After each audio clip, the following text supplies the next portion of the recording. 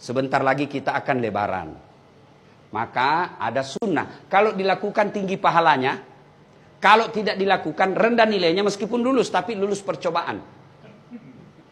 Ya, apa itu? Satu, begitu mau lebaran. Misalnya bapak mau ke masjid 6:30. Kira-kira jam 6 sudah mandi. Sebelum mandi sunnah potong kuku. Sunnah potong kumis, rapikan. Kalau jenggot, berbeda pendapat ulama. Merapikan, hadisnya itu kan pelihara. Pelihara itu ada dua makna. Kalau dia kotor, cukur. Itu namanya pelihara. Bukan pelihara itu panjangkan saja, tidak. Kalau dia jelek, apalagi bapak sebagai polisi, berjenggot panjang, jenggot Pancasila yang 17 lembar, lebih rapi kalau bapak cukur sekalian.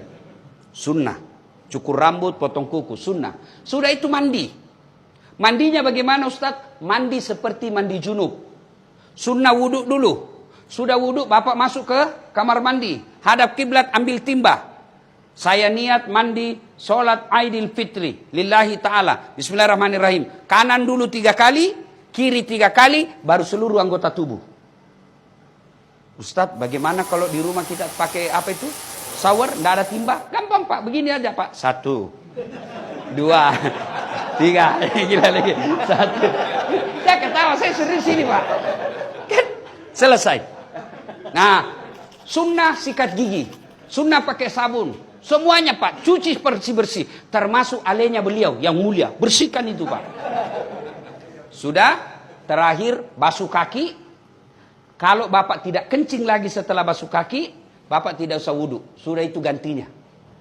Tapi kalau mau lagi merasa tenang, ndak nyaman rasanya kalau saya tidak wudhu, silahkan wudhu lagi. Sudah wudhu, berpakaian. Sunnah berpakaian yang indah. Itu perintah surah Al-Jum'ah. Pakaian yang indah bukan yang mahal. Pakaian yang indah itu halal, bersih, suci. Dan sunnah pakai putih. Kalau pakai baju hitam boleh? Boleh, tapi tidak sunnah. Kalau perempuan disunnahkan memakai baju yang tidak mencolok. Supaya tidak menarik perhatiannya suaminya orang. Ya? Apalagi kalau suaminya orang sudah lobet. Kan ada itu yang tua sekali suaminya, istrinya masih muda. Biasanya ini layangan putus. Nah, itulah sunnahnya. Sunnah perempuan tidak bercorak terlalu terang. Sunnah berikutnya lagi, bapak sunnah memakai parfum. Kalau tidak ada mahal, parfum palsu sekalipun boleh. Kalau hari itu tidak ada sama sekali pengharum, pengharum ruangan ambil Pak, semprot. Ya. Sunnah memakai wangi-wangian. Tidak ditentukan parfum, pakai wangi-wangian. Kalau dengan pengharum ruangan sudah wangi, itu sudah sunnah.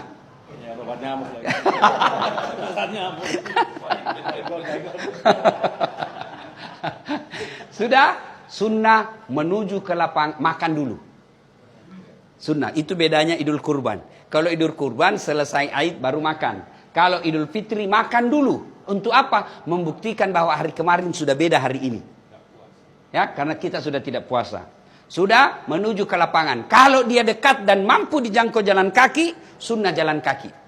Tapi kalau dia jauh, Pak Kapolda di sini, mau lebaran di Mapolda, jam jalan kaki Pak, setengah mati Pak. Repot Pak, 11 kilo Pak. Begitu sudah sampai Pak, orang sudah bubar. Kalau dijangkau dengan jalan kaki, sunnah jalan kaki. Dan sepanjang jalan bertasbih, bertahmid dan bertahlil. Allahu Akbar, Allahu Akbar, Allahu Akbar. La ilaha illallah, wallahu Akbar. Allahu Akbar, walillahil hamd. Sampai di lapangan. Karena sunnah itu Pak di lapangan. Untuk membedakan hari raya dengan Jumat biasa. Maka disunnahkan lapangan. Nah, sampai di lapangan tidak ada salat qabliyah. Tidak ada salat sunnah. Langsung duduk. Sambil duduk memuji-muji Allah. Takbir, tahbil, takmid. Allahu Akbar, Allahu Akbar. La ilaha illallah, Allahu Akbar. Allahu Akbar, walillahil hamd. Sudah, masuk, tiba saatnya sholat. Sholat Idul Fitri.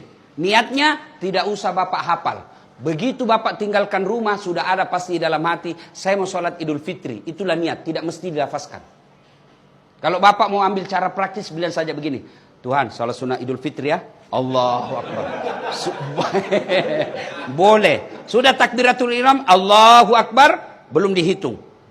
Baru baca subhanallah walhamdulillah wala ilaha illallah wallahu akbar. Allahu Akbar. Sampai 7 kali. Nah, sudah baca seterusnya seperti sholat. Kalau tidak hafal itu, diam saja, ikuti imam. Selesai. Selesai. Kemudian Idul Fitri ada khutbah.